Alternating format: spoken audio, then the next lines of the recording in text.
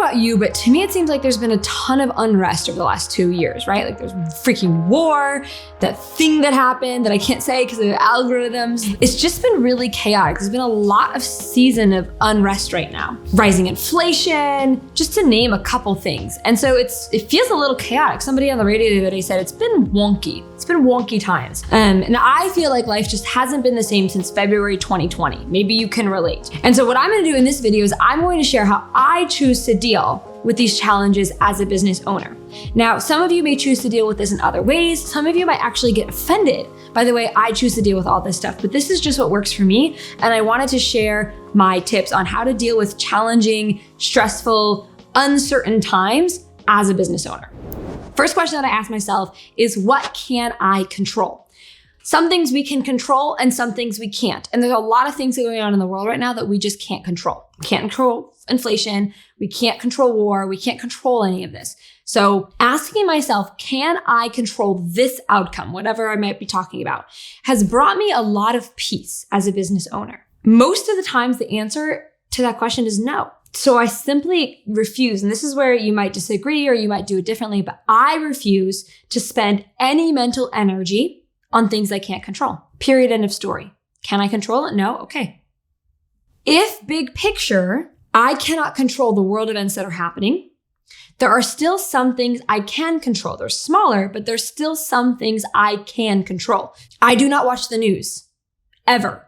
Period, end of story. As a communication major with a minor in journalism, in college, I got a very cool behind the scenes look at how journalism works and how it's essentially news medias are essentially clickbait, right? They're privately owned companies that make money by getting eyeballs. So I refuse to be a product of that clickbait. And this old saying, you may have heard of it, but the saying is like, if it bleeds, it leads, meaning the bad news goes first. The bad news is what sells. And so I also refuse to watch TikToks or other junk sources of info. I just choose to not spend any mental energy on it. Second thing I can control is I can control my conversations around this. So I will straight up excuse myself and leave the room if conversations start happening that are on topics that disturb my peace. Again, I'd like to point out that this video is about what I do to help me manage uncertain times as a business owner. You can choose to do differently. You can choose to watch the news. You can choose to have these conversations. For me, I think about it so logically. Well, can I control this outcome? No. So why would I waste any mental energy having a circular conversation around this? I'm just not. I just choose to opt out, which you can at any time. You can choose to opt out. Third question that I like to ask is, how can I help? So choosing to opt out of consuming the news all the time doesn't mean that I opt out of my responsibility. It doesn't mean I'm excused as a citizen of the world and can just live in a world of my own. What I've noticed is that choosing to opt out of, senseless conversations and mindless news consumption has actually freed me up to mentally have bandwidth to help in any small way that I can.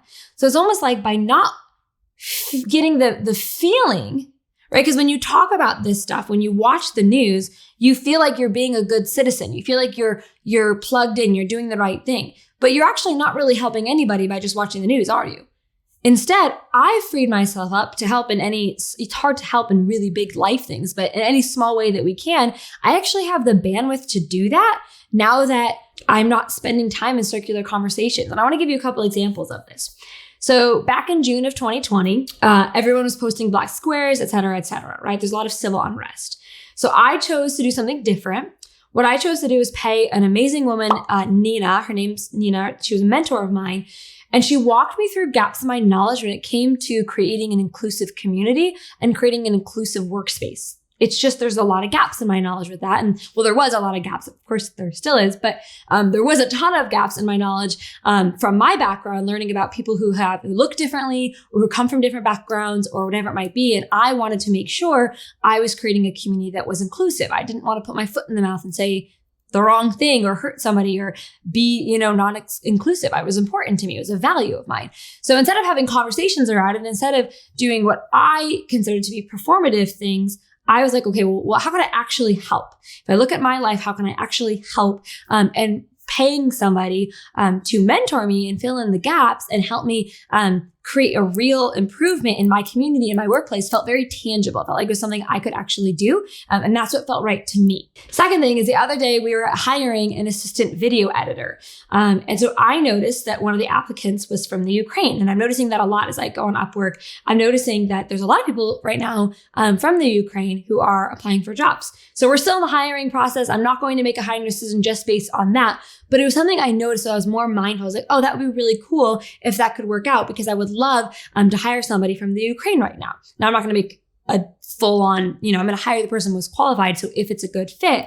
But at the same time, I was like, I have the bandwidth to do things like that and make decisions like that because I'm not spending mindless conversations and time watching the news. Fourth question. This is very personal to me, and I almost didn't share this, but I'm going to because I think it's important and it gives me peace.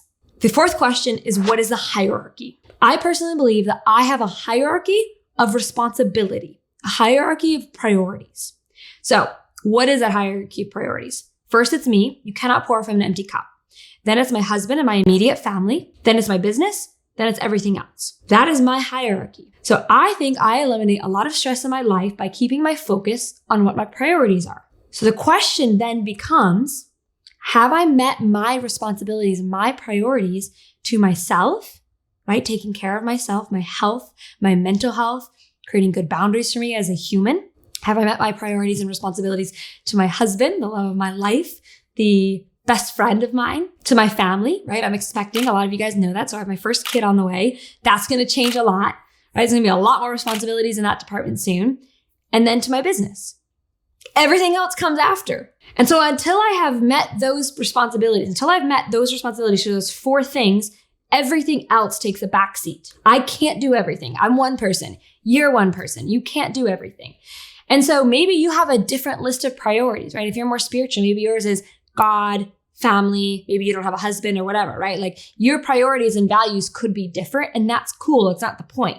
The point is you choose to figure out what your priorities are. And then you, in my opinion, you meet those responsibilities first, and then everything else comes forward. I know a lot of people who would, bless their hearts, they would do all these volunteer things and these mission things, and they were neglecting their family at home. And from my perspective, that's the wrong priority. Now, you might have different priorities, so you might choose to disagree with this, and that's cool. But for me, I have a very deep sense of responsibility in that priority, and I would feel very out of alignment if I did something that wasn't in those priorities.